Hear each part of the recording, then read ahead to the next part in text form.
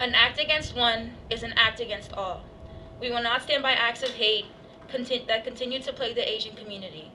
To our Asian brothers and sisters, we feel your pain, and we stand alongside you in a fight that is only won by uniting. We are here to ask everyone to unite in honoring those lives that were lost in the shooting and to unite in the stand against Asian hate. We will be hearing from various people here in our SHIP community, and we ask the speakers to please come up to the podium to come and share words as listed as we spoke before. And at this time, I would like to introduce Dr. Tomiko, as she will read the names, as well as give her remarks. um, because it really creates the space for the community to come together and provide support and creating the space to heal, whether providing a chance for the people to speak how they feel, how does it impact them, and then also for the people who are there to hear how they are feeling. Good evening, everybody. My name is Tomoko Garwaski. I'm a counselor at the University Counseling Center. I'm devastated and outraged by the tragic violence in Atlanta that it took 8 innocent lives.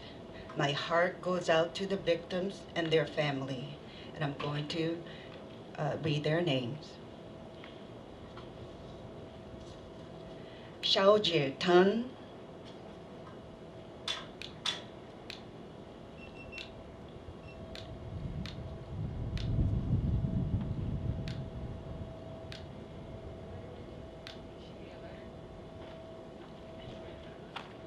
Dao Yo Fan,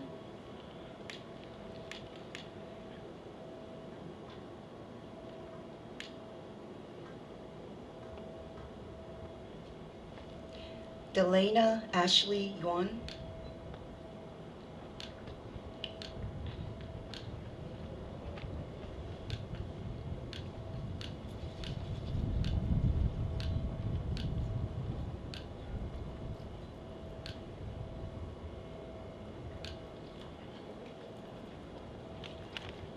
Paul Andre Michel,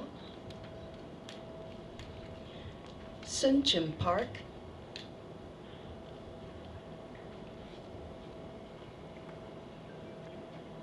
Johnson Grant,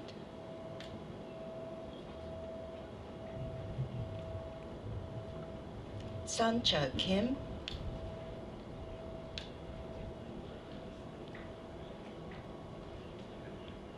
Yoon Ye Yu,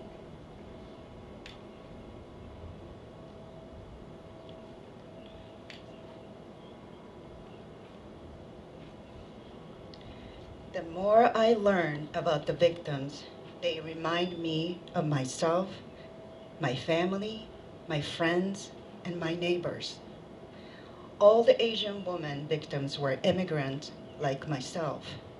They are hardworking, loving mothers and a grandmother. My heart broke as I saw the picture and read the stories of the victims of the Atlanta shooting. My pain is so raw that I feel paralyzed by shock, agony, and fear. I'm an immigrant from Japan. Over the last 29 years, I focused on being grateful for the educational and career opportunity that I found in the United States. I worked hard to survive, strive, and fulfill my career aspirations. And I proved to myself and my family that my decision to leave Japan and make my life in the United States was a good one. In the context of the United States, my race, ethnicity, and gender impacted my experience very differently than when I was in Japan. It was confusing, and it took me years to understand what it means to be an Asian Japanese female immigrant in the United States. I fully enjoyed more freedom and opportunity in the United States than Japan, but I dealt with constant microaggressions. I was disgusted by the concept of a yellow fever and Asian fetish. While I participated in social justice movement from the sidelines, I focused more on healing wounded hearts privately and quietly as a therapist. As I witnessed another wave of Asian American scapegoating, another rise in xenophobia and another surge in anti-Asian hate crimes since the beginning of the pandemic. I'm devastated and I'm outraged. Tonight, I refuse to be quiet, private, and invisible. I refuse to be a model minority, a permanent foreigner, and a fetishized object. Tonight, I speak my experience as an Asian immigrant woman. My 14-year-old son asked me, "Mom, why was I blamed for COVID? Why do Asian people get blamed for it? We didn't do anything. We are hurt as much as everybody in the world. Why?" I speak up against racism. As an actor, Sandra Oh said on Saturday in Pittsburgh, for many of us in Asian American community, this is the first time that we are able to voice our fear and anger. I'm grateful for the ACT committee members and my sisters Diane Jefferson and Capri Brown to organize this vigil. Thank you for your support, solidarity, and a willingness to listen to our voice. We are human, just like you are. We are scared. Asians are not virus. Racism is. Enough is enough. Stop Asian hate. Thank you.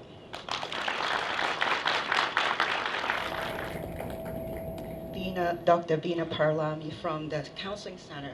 She's also a member of Asian American community.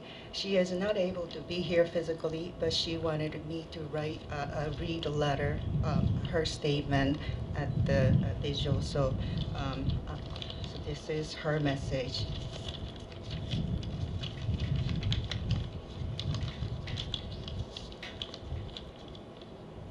As I struggle to find the words to fully express my feelings, these words from Martin Luther King Jr. keep echoing my mind.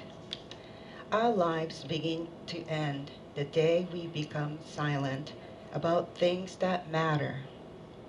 I cannot be silent. I cannot sit on the sidelines and watch the dismantling of our humanity. There is a fire that burns inside of me, a voice that longs scream, "Why is our world so unkind?" I'm overwhelmed by the many senseless acts of violence in our world, and quite frankly, I'm tired.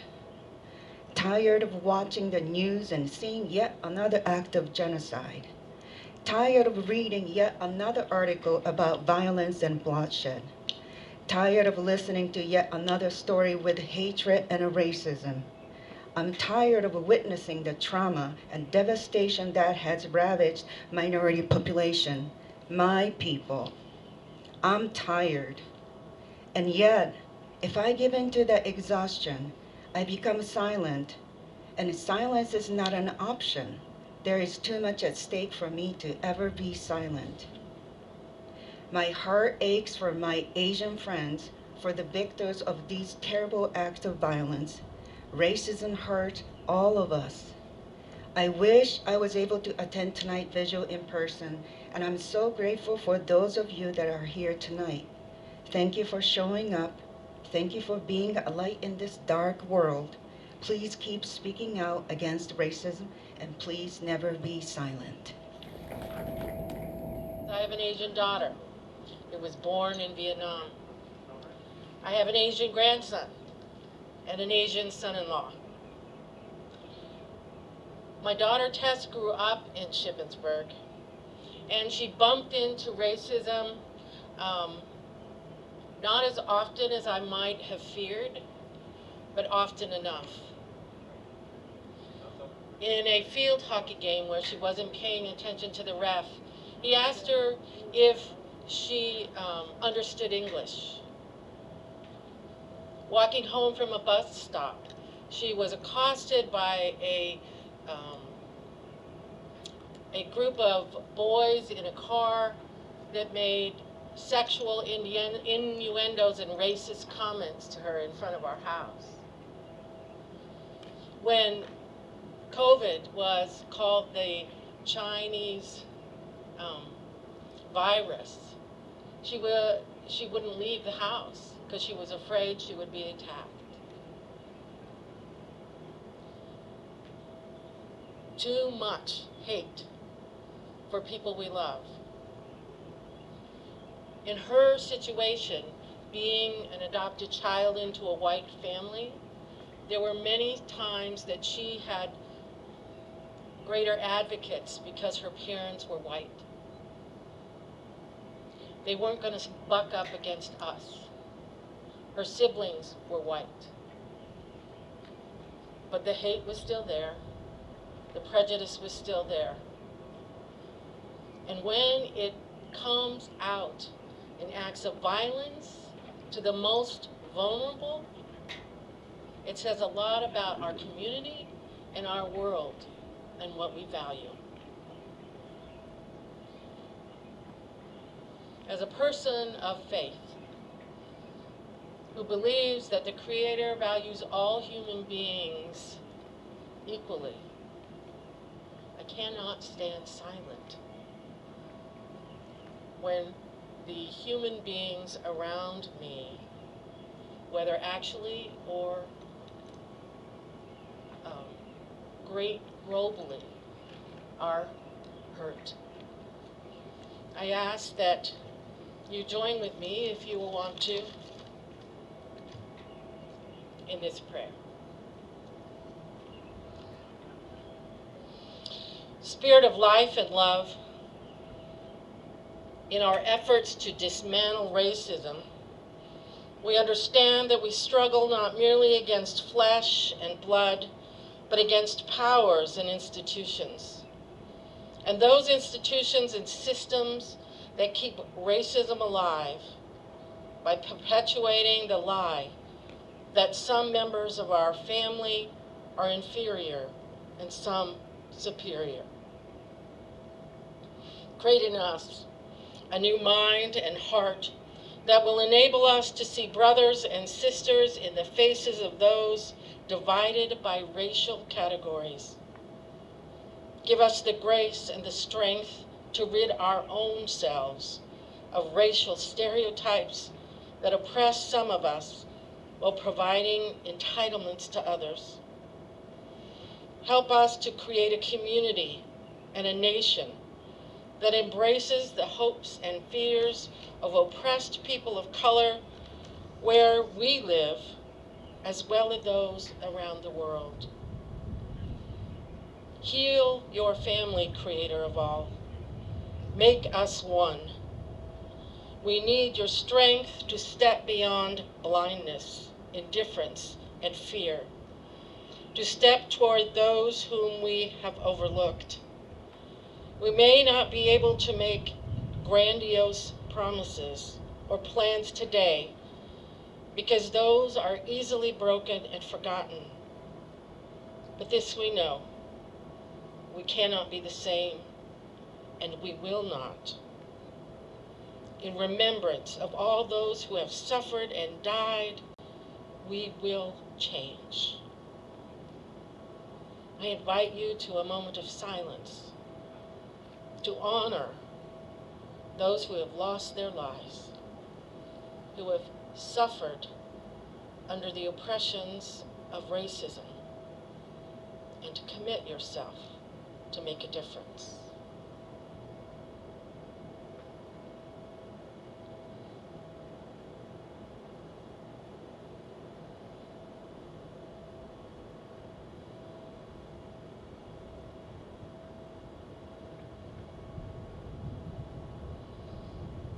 Amen.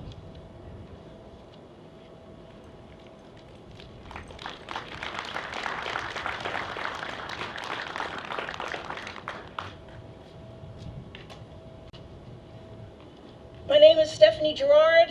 I am the Chief Diversity Officer. To the students of ACT, Ms. Dye, Capri, Professor Carter, Professor Grabowski, Reverend Bai, thank you so much for your presence and your words. To our brothers and sisters who are from the Asian Pacific community, here is our declaration as the SHIP family.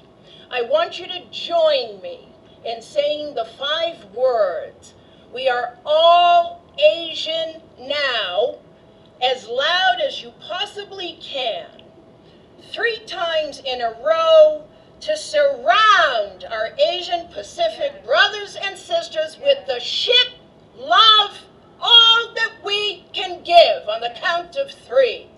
1, 2, 3. We are all Asian now. We are all Asian now. We are all Asian now. Now let me tell you this. As most of you know, I was a criminal defense attorney. And when a tragedy such as a murder happened, we could rewind the person's life who committed the crime and see the warning signs of how it came to be that this act of violence happened. And if we look in our hearts to what happened in Atlanta, the rise of anti-Asian hate started years ago. And it has been perpetuated by our silence, by our support of people who say derogatory things about COVID and the Asian community, while we sit and we nod and support people who actually perpetuate those things and sit by and say, "Oh, well, at least I'm not racist."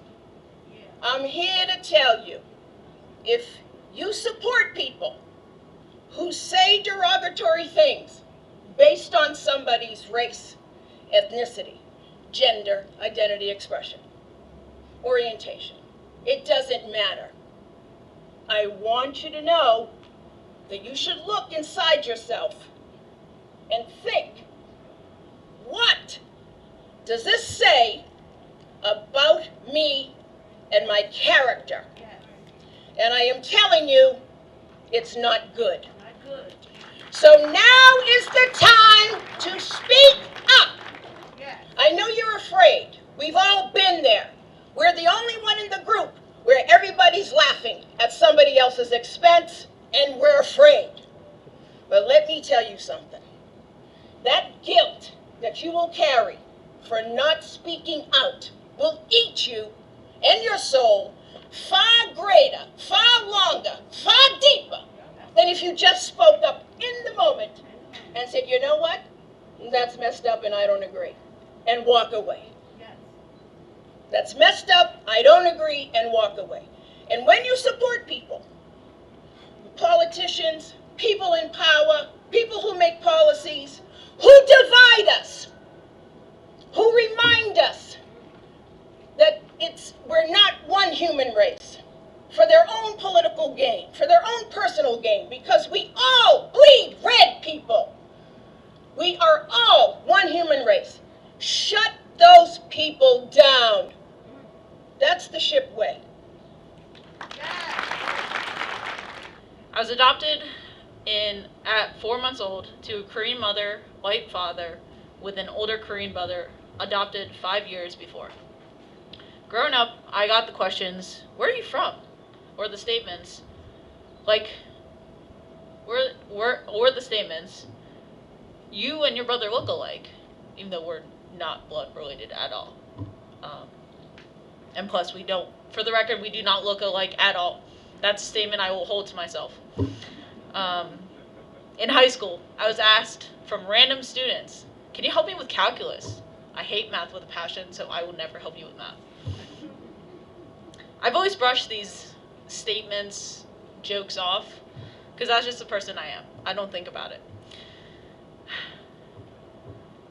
And I've never experienced the rawness of being a minority until my freshman year softball game, where I was stepping up to the plate and the opposing players decided to pull the ching chong on me when I was at the bat. I brushed it off, but inside something didn't feel right. Yes, I am Asian. Yes, I am adopted. But at the end of the day, it doesn't freaking matter. What matters is what type of person I am with my family, my friends, the people I meet.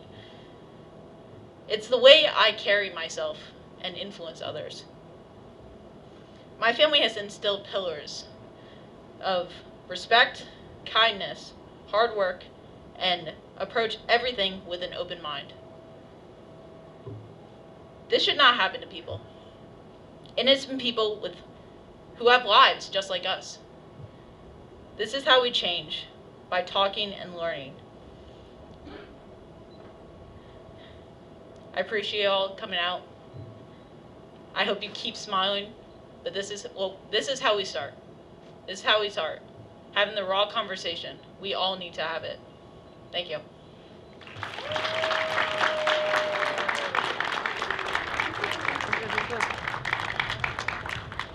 Pages like this are important to me just because I think that without them, a lot of people won't be getting the necessary voices that they want to speak out with. I don't know if that makes sense, but it's just like, I know a lot of my friends, they want to speak up, they never get the opportunity to. So especially for me, who I've only ever been active on Instagram talking about this, to be able to actually finally have a voice and put my opinion on things is like super important for these kinds of. But what's up? I'm Jeremy Satyawan-Putra. I am 19, and I came to America 16 years ago in 2005 with my family from Indonesia. I can thankfully say that I haven't really experienced any direct Asian American related hate, and to be honest, I took that for granted, because now anytime my parents tell me they're going to go out, I'm scared that one of these crimes, it's going to end up being my parents in the headlines. And I think everyone here, Asian or not, can really relate to the fact that if they lost their parents, it would really freaking suck. And I don't know how I could put that into words. But then I also hate the fact that every time I'm on social media, Instagram, and I just want to look at funny memes, I can't, because there's monsters out there targeting people just based solely on skin color alone. And for the people out there who consume Asian culture, who drink boba, eat Chinese food, watch anime, dance to K-pop, I hope that you can actually take a stand, because without the Asians out there, you wouldn't be able to enjoy all that stuff. And yeah, thank you.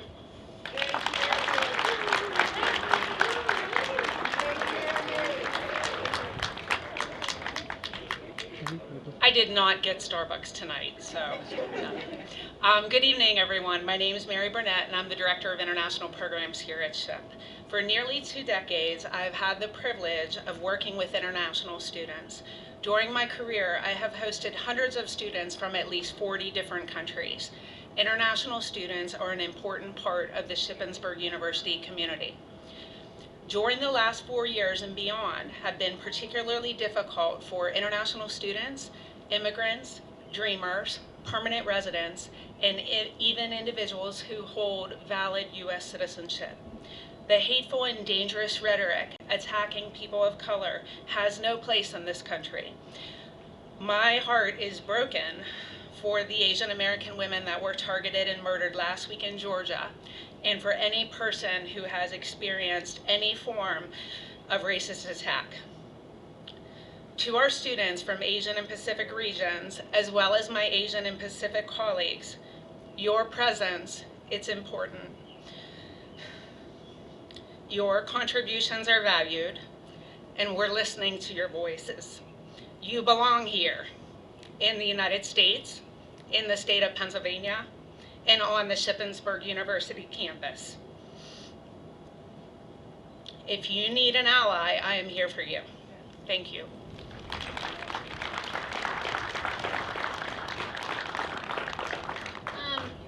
Hi, I'm Ariel Catron from the Women's Center. Thank you to MSA and ACT for having me. I want to start with a quote by Audre Lorde. "I am not free while any woman is unfree, even while her shackles are very different from my own." And I'm going to use my time to amplify the voice of an Asian woman, Christine Luwag Dixon, who published this article just a few days ago.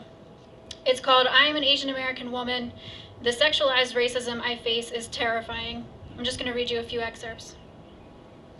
"I'm scared to leave my house, not just because there is a virus out there that no one can control, but because my face is not safe in this pandemic. I have been told to go back to China even when the world wasn't choking. We cannot tame this virus, but we can also not contain the racism that has accompanied it. What are the odds of me being a target of a hate crime?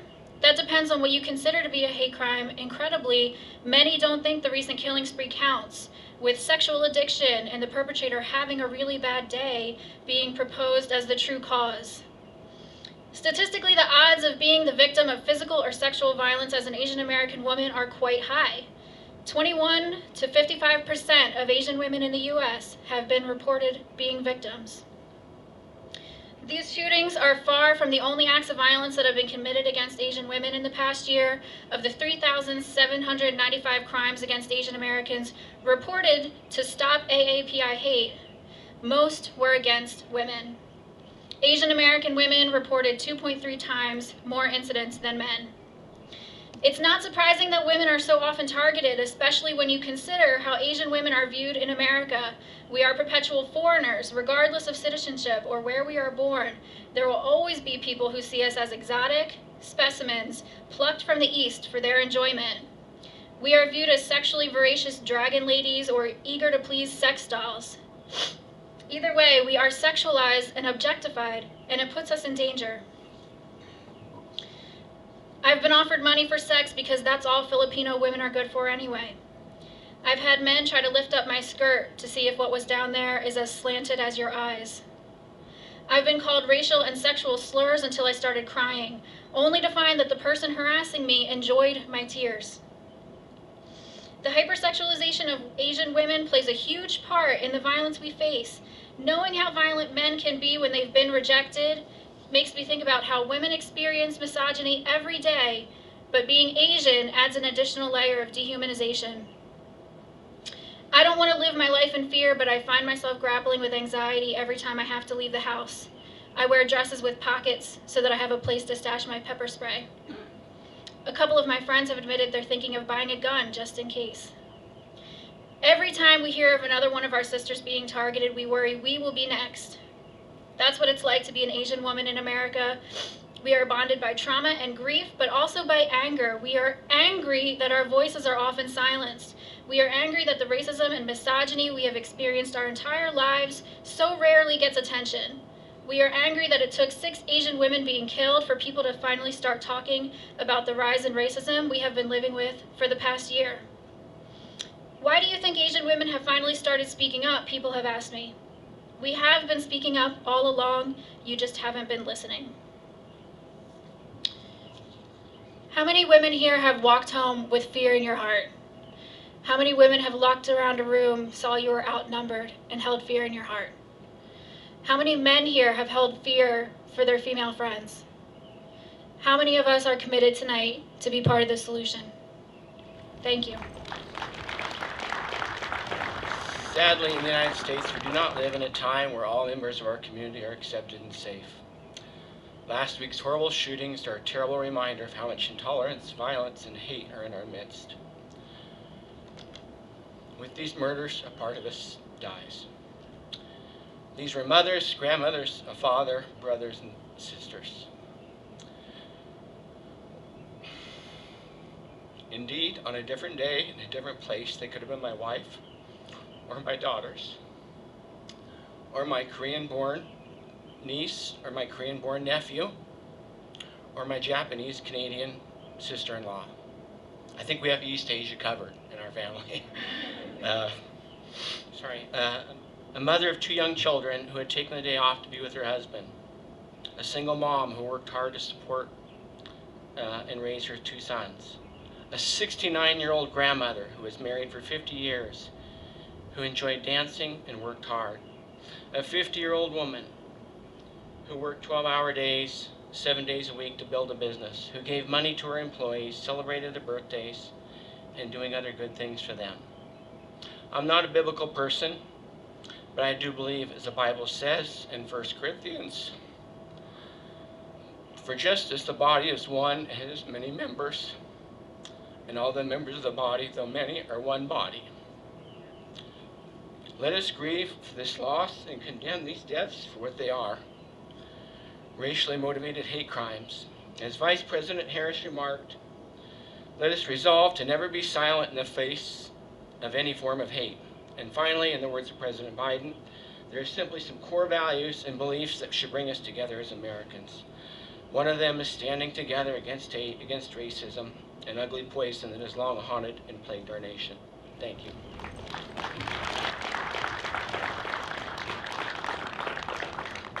Good evening, everyone. So my name is Yuli. I grew up in Indonesia for 16 years, and then I moved here because my parents live here, and then I came here when I was 16. So I feel like it took a tiny virus to realize that racism still exists here in the United States. At first, to me, was George Floyd, Breonna Taylor, for my friends who are Black African American. But then now, it's not that that was hit home, but now it's just hit home that they were killing 6 Asian women as well as many more that probably was not recorded or noted. And that kind of hurt my heart.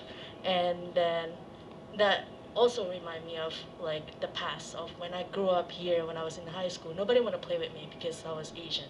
And not only that, but watching one of my family members to be dragged out from the car because of ICE and immigration, that was hard. So it all just reminded me of that, and that was a painful moment in my life where I had to struggle with my family. And with the current situation, I'm scared of my friends, my family, my mom, my dad, who work really hard here in the States to bring me here and also pay so that I can come here and live with them, you know. So that was definitely really hard, and what I want to say is that I will not silent anymore because of what happened in the past. Because when people say my name wrong, or when they said, are you Japanese, or they just like ask me questions that's probably really, really either hateful or sad, I would just brush it off. And now that I feel like I don't think I can do that anymore just because of the hate and the violence that is involved in it. And then I would just want to close that hate is not tolerated. Thank you. The violence that happened against Asians is not acceptable at all. It's not only about Asians, but the violence and discrimination that is happening against every racial and ethnic groups is not acceptable. It should stop right here and right now. I have experienced that discrimination, and I know how it feels like being in that situation. I feel that this is a huge step for everyone to fight against the violence and to raise our voice against discrimination. For me, this is my first step, and I'm sure I won't stop here. I'm very glad to be a part of this event today, and thank you very much.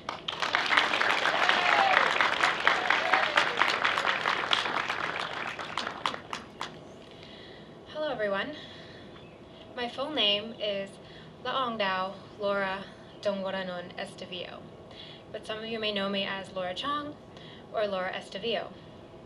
As a member of the Asian American community, I'm grateful to be standing here in front of you all this evening with the opportunity to share some of my feelings and personal experiences as an Asian American woman from the first day that I set foot on this country at the age of 8 to today, my last semester of the graduate counseling program here at Shippensburg University.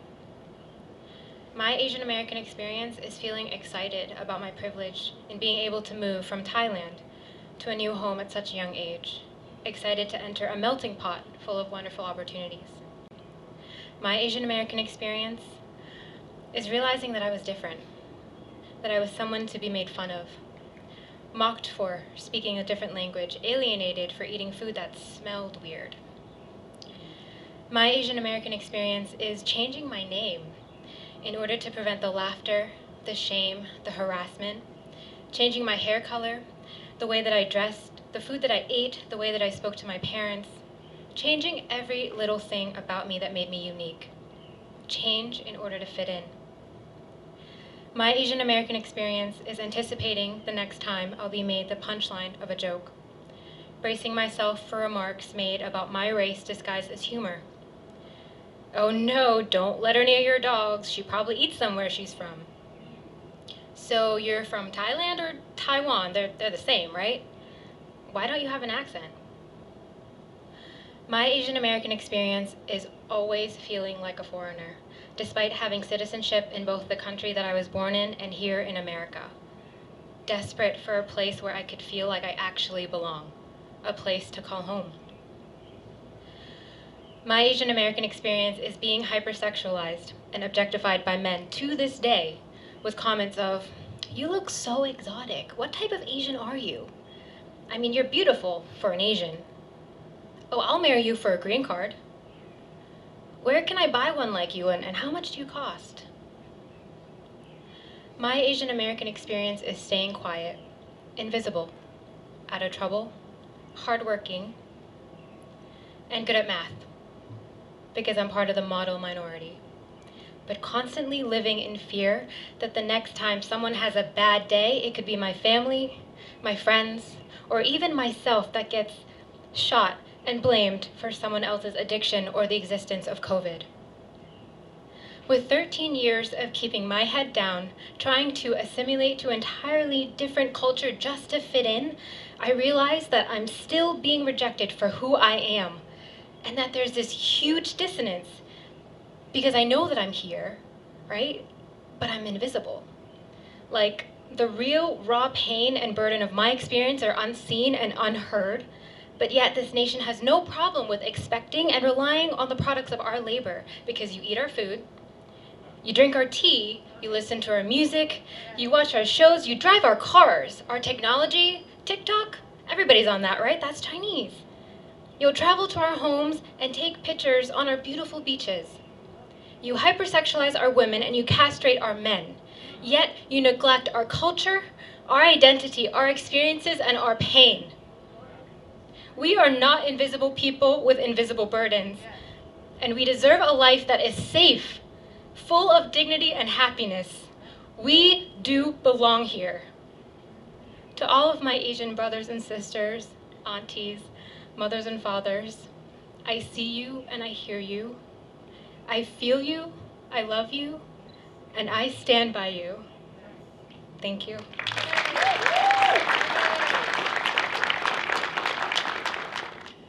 This is my work. I work in the counseling department. My work is trauma. My work is racial trauma, intergenerational trauma. So every day the question I ask is, how do I stay brokenhearted and keep the capacity to be present to suffering and to joy? I assume that many of you here today are people who are doing the work and people who have been on the receiving end of hate. Maybe you're new to the work. So I'm going to offer 4 or 5 points that I hope will be of benefit to you to keep doing the work. So the first is 25%. Santola, Becker, and Brackbill study in 2018 on the tipping points in social convention say that it takes 25% of people to change their opinion and the rest will follow. 25%. Please be part of that 25%. Community. Laura Vandernoot-Lipsky, in her work on trauma stewardship, talks about the importance of cultivating a microculture. Cultivating a small community of people who shower us with encouragement and who hold us accountable.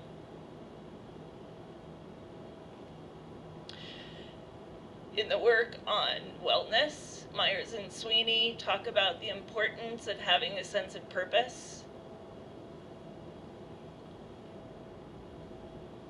And so each day, first thing, asking yourself, what is my purpose today?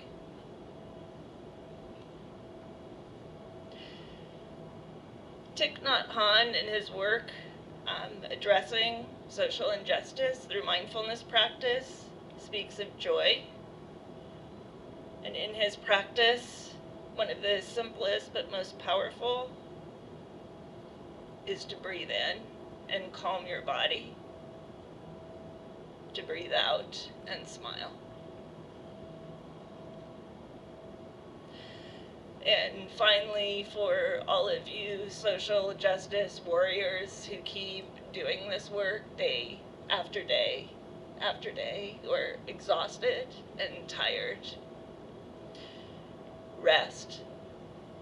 If you're not familiar with the work of the NAP ministry, N-A-P, that's right, the NAP ministry. This is work based on Black liberation theology, womanist theology, reparative theory, somatics, and community organizing. They describe rest as a form of resistance because it disrupts and pushes back against white supremacy. So be part of the 25%, find your community and purpose, remember to connect with joy, and rest. Thank you.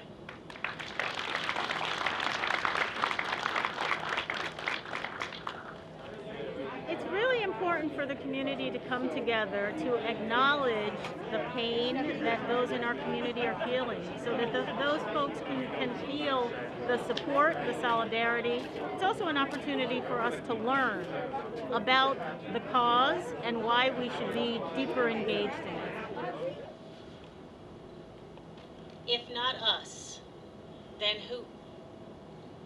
If not now, then when?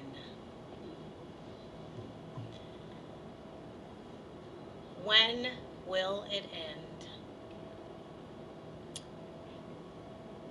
For my Asian brothers and sisters, I stand with you. I stand with you for your pain, for your suffering. I stand with you because enough is enough. I want to thank the ACT committee for pulling this together. I want to thank Ms. Dye and Capri for their tireless work as social justice warriors, not just here at SHIP, but in the world. And I want to thank all of you for coming out tonight, for taking the time. You see, the time has come. And it has come for each and every one of us to make a difference in the world, every single day. How much more pain do we have to see? You may not be living that pain, but I can promise you that you know someone who is. Think about them. When someone tells that joke, think about them. When someone that you don't know gets shot, think about their family. Put yourself in the position of the people who are hurt every single day because of hate, because of racism, because of prejudice. It is time to stop. I have seen enough of it in my own life. And what happened in Atlanta is just inconceivable. You see, racism chips away at you, a little bit at a time. It eats away at who you are and who you can be in the world. This has to stop. You have heard these bright young voices here today. These are people who will change the world if given the chance. These are people who will change the world despite the daily chipping away. So these shirts are here for us today. But it's not a free t-shirt giveaway, people. Not today. If you want a shirt, commit. Because if not you, then who? And if not now, then when? Yes.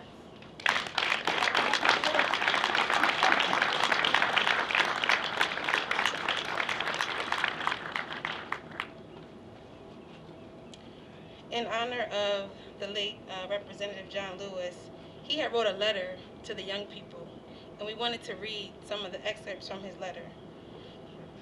Because from the shirts that Dr. Carter gave us, we wanted to also acknowledge a warrior, a social justice warrior.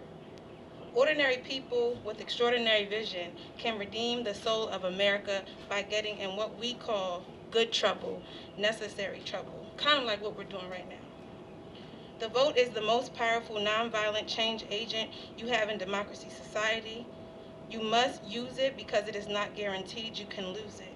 The truth does not change, and that is why the answers worked out long ago can help you find solutions to change the challenges of our time. Though I may not be here with you, I urge you to answer the highest calling of your heart and stand up for what you truly believe. Now it is your turn to let freedom ring. I want to thank Tomiko because, come on, we didn't do this by ourselves. This was a partnership that we did together. And I thank you for the support, for you gathering your colleagues together, and my gathering my students together. And when we work together, we can do extraordinary things, just like Representative Lewis said. So we thank all of you who came to share words. And it's wonderful that we're sharing words. It's wonderful. It's wonderful that we have courageous conversations. That's number one. But number two, we've got to act on what we do. We've got to understand that we are all sisters and brothers and part of a global, part of the universe, that when something happens to one, it happens to all of us. Now, one of my students, I am a pastor, and I wasn't going to do this because my throat is a little bit scratchy today. But they kept saying, Miss Dye, your theme song at a vigil or a rally is "We Who Believe in Freedom." Yeah. Right? Yeah. My daughter's not here to say, help me out. We who believe in freedom cannot rest. We who believe in freedom cannot rest until it comes. We who believe in freedom cannot rest. We who believe in freedom cannot rest until it comes. Got you. We who believe in freedom cannot rest. Come on. We who believe in freedom cannot rest until it comes. We who believe in freedom cannot rest. Hey! We who believe in freedom cannot rest until it comes. My last act is to ask the ACT committee to please come forward. Anybody who is here from the ACT committee, Brenda must have slipped inside. Amen. Amen. I'm thinking I'm in church after that song. But I just want to thank these young voices and these young people for stepping outside the bubble. Jeremy, will you come up here with us, please? And Skylar is already gone. She had to go to a tennis practice, I think. But we're just grateful because we hand the gavel to you. It's your voices that will be the agent for change and that will make a difference. And I've never been prouder of you than I am right now. It's not about this, it's not about that. It's about standing together for justice. Thank you all so much for coming. And I think we have a system here. Some of the students are going to give out the shirts. Thank you to my colleagues. Just thank you, everybody. Make sure you get a shirt.